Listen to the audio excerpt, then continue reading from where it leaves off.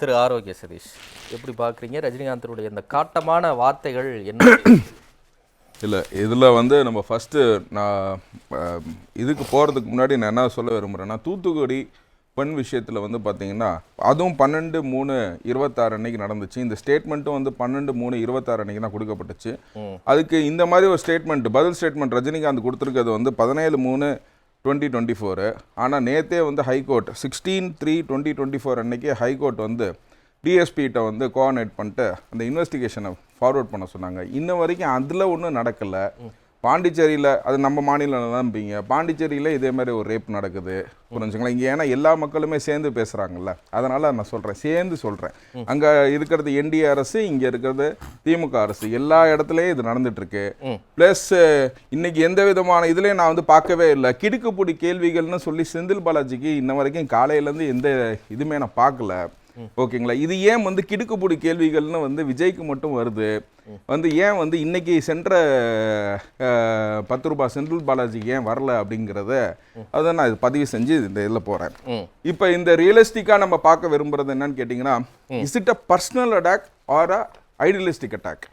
அப்படிதான் பார்க்க முடியும். ரஜினிகாந்த் வந்து பர்சனலா ஆதவ அர்ஜுனா பேசினாரா, இல்லாட்டினா அந்த அரசியலுக்கு வரலன்ற ஒரு விஷயத்தை மட்டும் நோக்கி பேசினாரா அப்படின்னு பார்த்தோம்னா, பர்சனலா பேசுறது வந்து இட்ஸ் அ பர்சனல் அட்டாக். புரிஞ்சுங்களா? இங்க பர்சனலா பேசப்படலைங்கிறதா என்னோட கருத்து. எப்படி சொல்றீங்க? இது வந்து ஐடியலிஸ்டிக்கா ஏன் அதை சொல்றாருன்னு கேட்டீங்கன்னா, 96ல இருந்து இன்னைக்கு எல்லாருமே சொல்றாங்க, நாங்க பக்கத்துல உட்காந்து ரஜினிகாந்தோட காஃபி குடிச்சோம், டீ குடிச்சோம், எங்க அட்வைஸ்னா ஏத்துக்கிட்டாங்க அப்படின்னு சொல்றாங்க. அப்படிங்கும் போது இந்த அட்வைஸ் இதெல்லாம் வேண்டாம். இல்ல ஐடியலிஸ்டிக்கா அவங்க பேசுறதா இந்த விஷயம். நாங்க சொன்னதை வந்து அவங்க பர்சனலா ஒண்ணு சொல்ல, ஐடியலிஸ்டிக்கா தானே சொல்லியிருக்காங்க. ஒரு அரசியல் தலைவருங்கன்ற இதுல தான் வந்து சொல்லியிருக்காங்க. ஐடியலிஸ்டிக் மூவ்ங்கிறது என்னன்னு கேட்டீங்கன்னா, 19 அதாவது எப்போ வந்து அரசியல் அவர் ஈடுபட்டாரு, எப்படி நடந்தாரு, ஏன் வரல, ஏன் வராம போச்சு, கொரோனா போயிருச்சு, இப்ப திரும்ப ஏன் வரலாமே, படம் நடிக்க முடியுது, ஏன் நடிக்கல, விஷயத்தினா நம்ம வந்து போலாம். இது வந்து பர்சனலா வந்துரும். இது பர்சனலா வந்துரும். இப்ப நான் சொன்னது பர்சனல்.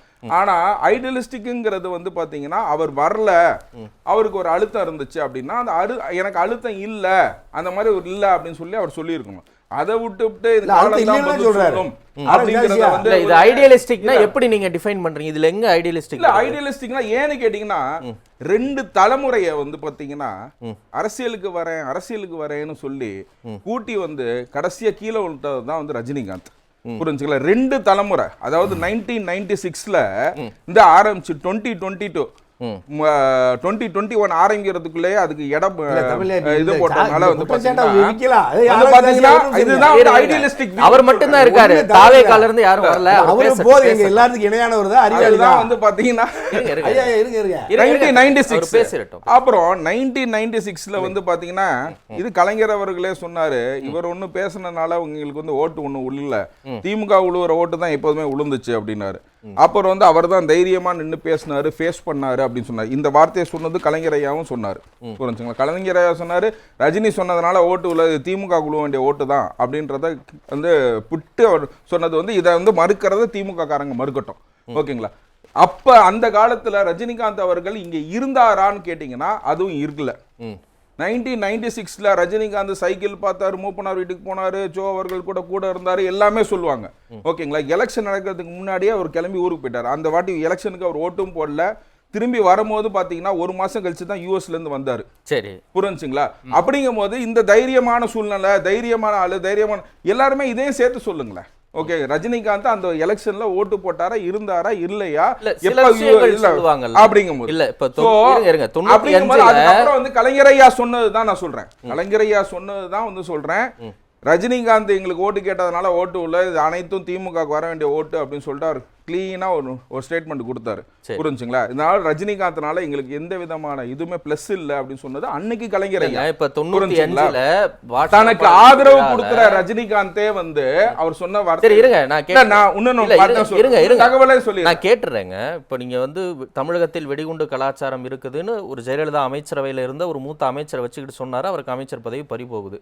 தன்னுடைய வீட்டுக்கு வந்து நடக்க விட்டாங்கன்னு சொல்லிட்டு, அது பாண்டியன் படமோ, முத்து படமோ, அண்ணாமலை படமோ நேருக்கு நேரம் வசனம் வச்சவர் அப்படின்னு சொல்லுவாங்க. இன்னும் கூட ஒரு விஷயம் இருக்குது, செவாலிய விருது நடிகர் திலகம் சிவாஜி கணேசனுக்கு கொடுக்கும்போது அப்போ திரைப்பட நகருக்கு வந்து ஜே திரைப்பட நகர்னு பேர் வைக்கப்பட்டது. முதலமைச்சர் செல்வி ஜெயலலிதா அந்த மேடையில் இருக்கிறாங்க.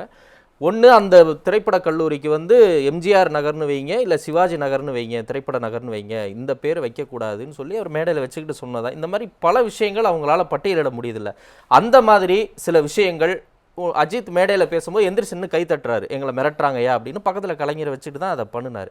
அந்த மாதிரி ஒரு பொது வெளியில் தைரியத்தை வெளிப்படுத்தின சில விஷயங்கள் திரு விஜய் அவர்களுக்கு இருந்தால் ஏதாவது சொல்லுங்களேன். இல்லை, ஆக்சுவலாக 1996 நான் வந்து எதை சொல்ல விரும்புகிறேன் அப்படின்னு கேட்டிங்கன்னா, இவ்வளோ சொன்னதும் வந்து நீங்கள் பண்ணது வந்து திரைப்படத்தை சம்மந்தப்படுத்தி தான் நீங்கள் பேசுனீங்களோ இல்லையா, அவர் காட்சிகளை வச்சாரு இது பண்ணாருன்னு சொல்லிட்டு. நான் சொல்கிறது இது எலெக்ஷன்ல நின்னாரா நிற்கலையான்ற ஒரு பாதம் மட்டும் தான். இதை நான் வந்து பர்சனல் ஐடியலிஸ்டிக்னு சொல்றேன். இங்க இளைஞர் ஏன்னு கேட்டீங்கன்னா, நீங்க என்ன கருத்து வேணா கொடுக்கலாம், ஆரோக்கிய சதீஷ் என்ன கருத்து வேணா நீ கொடுக்கலாம், அது வந்து பர்சனல் கருத்து, புரிஞ்சுங்களா? நான் வந்து எனக்கு என்ன அரசியல் ரீதியாக நான் ஒரு கருத்து கொடுக்கிறேன் அப்படின்னா அது வந்து ஐடியலிஸ்டிக் கருத்து தான் நீங்க எடுத்துக்கணும். இப்ப ரஜினிக்கு என்னைய மட்டும் நம்பி இல்ல சார், ஒருத்தன் மட்டும் ஓட்டு போட்டு ஒண்ணு ஜெயிக்க போறது இல்ல, ஜெயிக்க போறது இல்ல. பொலிட்டிக்ஸ்ல எல்லாருமே தான் இருக்கணும், புரிஞ்சுங்களா? அரசியலுக்கு வருவாங்களா மாட்டாங்களாங்கிறது வந்து மொத்தமா இல்ல. நான் பேசுறதே நீங்க கொஞ்சம் கேளுங்க. ஓகே, நான் ஒருத்தன் தானே பேசுறேங்கிறீங்க, கேளுங்க. அப்படிங்கும் பாலிடிக்ஸை பொறுத்த வரைக்கும் இது ரஜினிகாந்தோட ஒரு கருத்து மட்டும் கிடையாது. ரஜினிகாந்த் வந்தவர்களோட மத்த எல்லாத்தோட வாழ்க்கையும் சேர்த்து 2 ஜெனரேஷனோட பாலிடிக்ஸ் லைஃப் நான் சொல்லுவேன், புரிஞ்சுங்களா? அந்த அந்த இழந்தவர்கள்னா வந்து பாத்தீங்கன்னா இன்னைக்கு வந்து அதெல்லாம் கேளுங்க, நீங்க நான் ஒண்ணும் சொல்லல, பசங்கன்னா கேலி பண்றாங்க. இங்க இந்த கிழவனை நம்பி வந்தா அவங்களே ரஜினி ரசிகர்கள் போட்டது வந்து வார்த்தைகள் நான் சொல்றது வீடியோ போட்டிருக்காங்க தான் சொல்றேன், நான் சொல்லல. அதுக்காக எல்லாத்தையும் சொல்லுவீங்க, எல்லாத்தையும் வீடியோ போட்டு வேணா அந்த வீடியோ வந்து மீம்ஸ் எடுத்து நீங்களே பாருங்க, புரிஞ்சுங்களா? அப்படிங்கும்போது நான் என்ன கேட்கிறேன், இப்ப நான் ஒரு சில விஷயங்கள் சொன்னேன்ல, அந்த மாதிரி பொதுவெளியில திரு விஜய் அவர்கள் ரொம்ப தைரியமா மிரட்டலுக்கு அஞ்சாதவர்னு சொல்றீங்கல்ல, அப்படி ஏதாவது சில விஷயங்கள் இருந்தா சொல்லுங்கன்னு தான் கேட்கிறேன். இப்ப ஒண்ணும் இல்ல சார், மிரட்டலுக்கு அஞ்சாம அவர் என்ன சொல்றாரு கேட்டீங்கன்னா, இன்னைக்கு அரசியல் கட்சி ஆரம்பிச்சதுல இருந்து இப்போ வரைக்கும் மேடைக்கு மேடை வந்து ஸ்டாலின் சார்னு கேட்கறதுனா காதுல கேட்கலையா? ஸ்டாலின் சார் 96ல ரஜினிகாந்த் பேசுனதுன்னா காதுல கேட்டுச்சுங்கிறீங்களா? 26 வருஷம் 30 வருஷத்துக்கு முன்னாடி பேசுனதுன்னா காதுல கேட்டுச்சுங்கிறீங்களா? இப்ப ஒரு விஷயத்தையும் வந்து ஒப்பிட்டு ஒரு விஷயத்தையும் வந்து அவர் மார்க் பண்ணி கேட்கிறாரு, யாருக்கு எப்ப எதிர்ப்பு தெரிவிக்கணும், யாருக்கு எப்ப வந்து இது பண்ணணும், அரசியல் ரீதியா. இதுதான் ஐடியலிஸ்டிக் வியூன்னு சொல்றேன்.